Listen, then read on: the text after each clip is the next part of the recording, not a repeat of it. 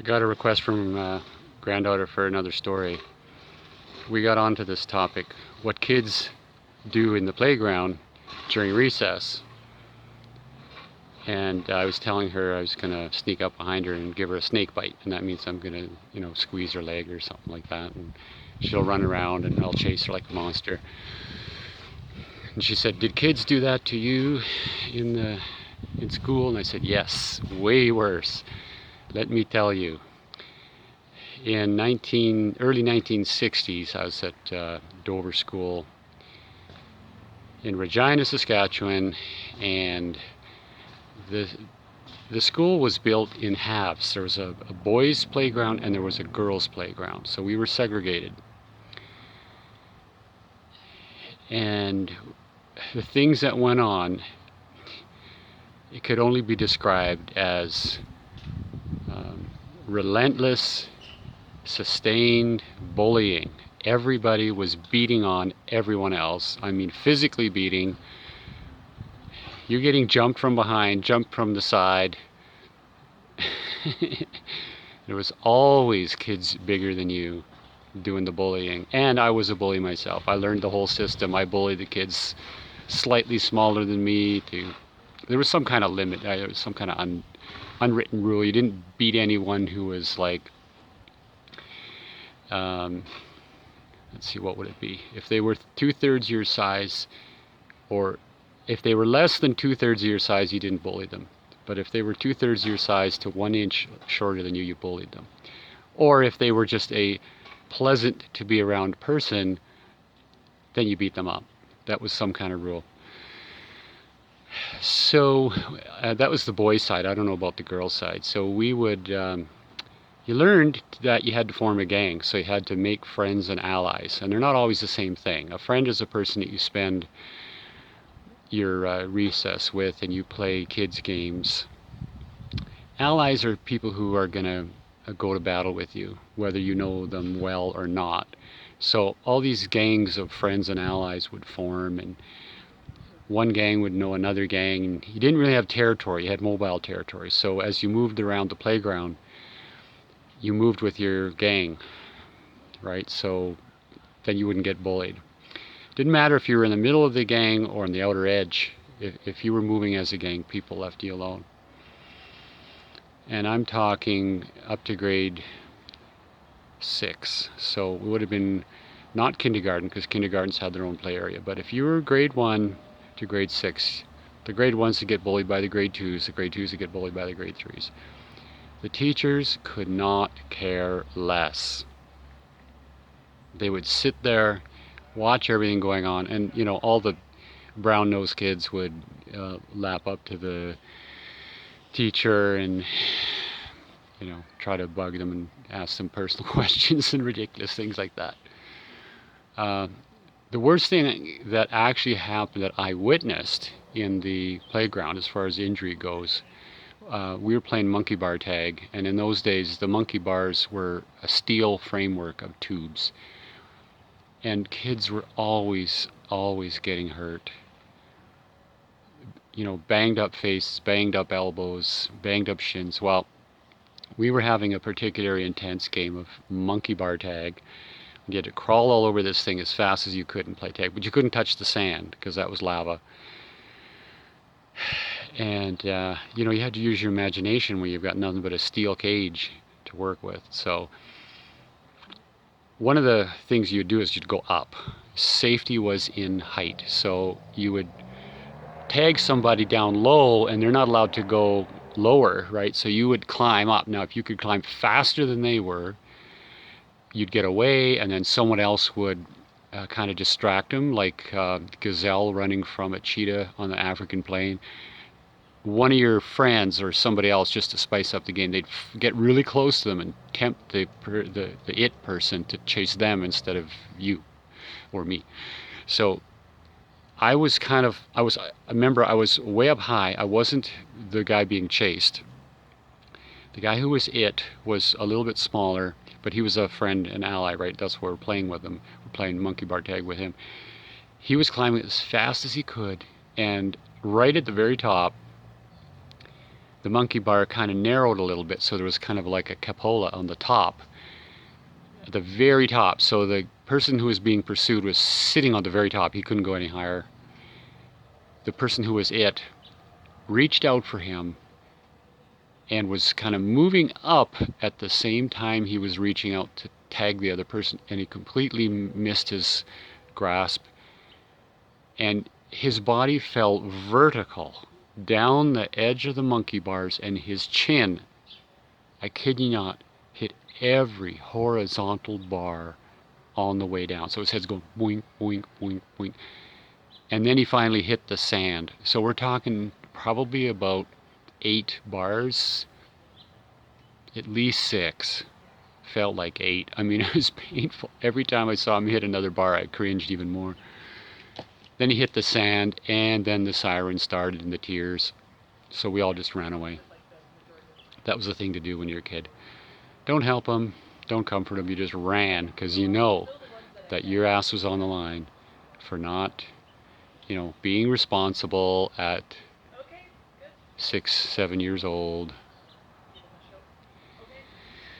And then the worst injury, I only witnessed the aftermath, was I'm pretty sure it was Tim. I told you about him before. He came from a poor family, and he came to school in the middle of winter. This is a Saskatchewan winter. 28 below, 30 some below, in a little thin nylon windbreaker. No insulation. And we had to huddle around him to keep warm. That's in another video. He just put his heart into all of the sports that he played. And when you're that young, there's not a whole lot of sports. There's like soccer, which I loved. And I don't know what else. Usually throwing things at other people, like a baseball or some other ball. Anyway, I don't know what he was doing, but he broke his ankle. And the whole school, somebody said, Tim broke his ankle. Broke his leg. I think it was his ankle. Maybe it was leg. I don't know. Anyway, we all rushed to the windows, and we saw him being carried out on a stretcher. He went to the ambulance. And just one extra story, bonus, free. This is how I got my lifelong back injury. I loved playing soccer. I was on a team. I was in, I think, grade, I don't know what grade, it was pretty young, 3.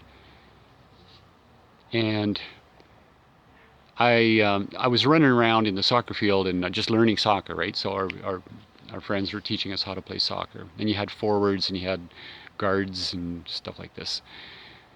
And so I tried out the different positions, and then they had goalie, and nobody wanted to play goalie. So I said, okay, I'll play goalie. And I discovered it's pretty cool because you get to just see the whole game, get all the excitement, and then to get close to your goal. So a lot of it's standing around. And then when the time comes, the whole team is relying on you, right? So you get all the attention, and you're Mr. Cool and all this. I was really good. I was able to block balls like crazy. And one morning, so we would play soccer before school, before the bell rang, right? So, and I lived at a house where I had to walk around the school fence unless I wanted to climb over the fence, and I was kind of small and I didn't want to climb the fence. So I'd have to walk all the way around and come back to like 10 feet where I was to start with, but on the other side of the fence. So I was watching the game. This is the preschool morning soccer game, and the other team, the ball was about in the middle, and the other team was pushing forward, getting closer to my goal, and they were getting a little closer and a little closer, and I would walk a little faster and a little faster and a little faster and a little faster, and then I got all the way around the fence. I turned the corner, came back, and now I'm running as fast as I can because the goal is unoccupied. The other team is getting closer and closer and closer. And one of their, I guess now they're called strikers. I learned that a long time ago. So a guy kicks the ball towards our goal, our empty goal, right? I'm coming in at lightning speed, and my total concentration is on this ball, and I can see it to this day. At the very last second, I enter the goal post zone between the posts. I take off. My very final step was a leap. My entire body was horizontal. I blocked the ball with my forearms, like here. Everybody screamed, what a great save, and I just started coming down completely horizontal. Now, if I had hit differently, maybe curled up or something, I would have been okay, but no, I actually slapped, like throwing a piece of bacon in a frying pan, like one end, and I slapped like that. And I didn't know what I had done, but I was in white hot pain. I couldn't stand up. Both teams left the field, the bell rang, they all went in, and I kind of rolled over and hunched over, and I kind of tippy-toed into class. And I got in class and I sat at my desk. I couldn't hear anything, couldn't pay attention. It was just searing pain. I went to the washroom, pretended I had to go, and I just sat there in pain. And I was so scared to tell my parents. I figured I'd be in so much trouble. And I went through probably about a month like that. I couldn't even stand up straight. I didn't play soccer. I didn't do anything outside.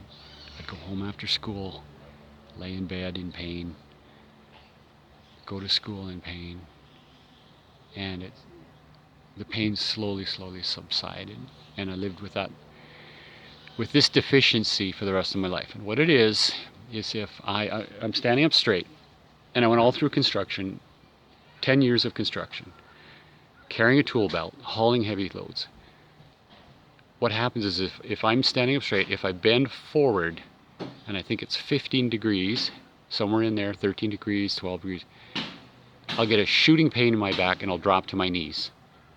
So I've never done that move. Ever since that injury, I have never ever stood up straight and bent forward. I will do a deep knee bend first, and then pick up something, and then keep my back vertical and lift up. I'm the best OSHA compliant lifter on the job site. I still have that injury to this day. I won't bend forward. And like I'm not talking with a load. I'm not talking carrying anything. I'm just talking bending over. Just the weight of my upper body at 12 to 15 degrees, I'll get a shooting pain. I'll just collapse to the floor. Anyway, that's the way it was in the 60s.